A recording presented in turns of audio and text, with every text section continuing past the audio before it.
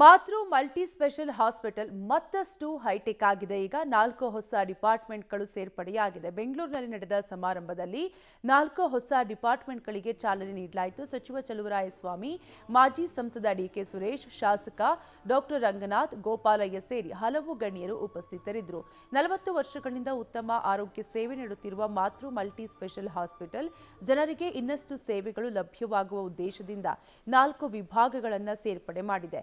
ಈ 4 ಡಿಪಾರ್ಟ್ಮೆಂಟ್ಗಳಿಗೆ ಗಣ್ಯರು ಚಾಲನೆ ನೀಡಿ ಇನ್ನಷ್ಟು ಜನರಿಗೆ ಉತ್ತಮ ಆರೋಗ್ಯ ಸೇವೆ ಸಿಗುವಂತಾಗಲಿ ಅಂದರು.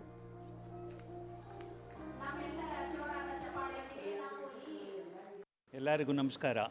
ನಿಮಗೆಲ್ಲ ತಿಳಿದಿರುವ ಹಾಗೆ ಮಾತೃ ಮಲ್ಟಿ ಸ್ಪೆಷಾಲಿಟಿ ಹಾಸ್ಪಿಟಲ್ ಕಳೆದ 40 ವರ್ಷಗಳಿಂದ ಈ ಭಾಗದ ಜನಗಳಿಗೆ ಮತ್ತು ಕರ್ನಾಟಕದಾದ್ಯಂತ ಮತ್ತು ತಮಿಳುನಾಡು, ಆಂಧ್ರ, ಮಹಾರಾಷ್ಟ್ರ ಎಲ್ಲ ಜನತೆಗಳಿಗೂ ಒಂದು ಆರೋಗ್ಯ ಸೇವೆಗಳನ್ನ ಸಲ್ಲಿಸ್ತಾ ಬಂದಿದ್ದೀವಿ.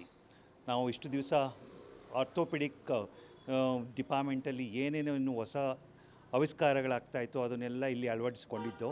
ಈಗ ಮುಂದಿನ ಮತ್ತು ಯುವ ಪೀಳಿ ನಮ್ಮ ಆಸ್ಪತ್ರೆ 40 ಇಯರ್ಸ್ ಹಿಂದೆ ಶುರುವಾಗಿದ್ದು, ನಮ್ಮ ತಾತ ಶುರು ಮಾಡಿದ್ದು. ಅವರ ತಾಯಿ ಲಿವರ್ ಕ್ಯಾನ್ಸರಿಂದ ತೀರೋಗಿದ್ರು 40 ವರ್ಷದ ಹಿಂದೆ. ಆವಾಗ ಮೆಡಿಕಲ್ಲು ಅಷ್ಟು ಡೆವಲಪ್ ಆಗಿಲ್ಲದೆ ಇರೋ ಕಾರಣದಿಂದ ತೀರೋಗಿದ್ರು.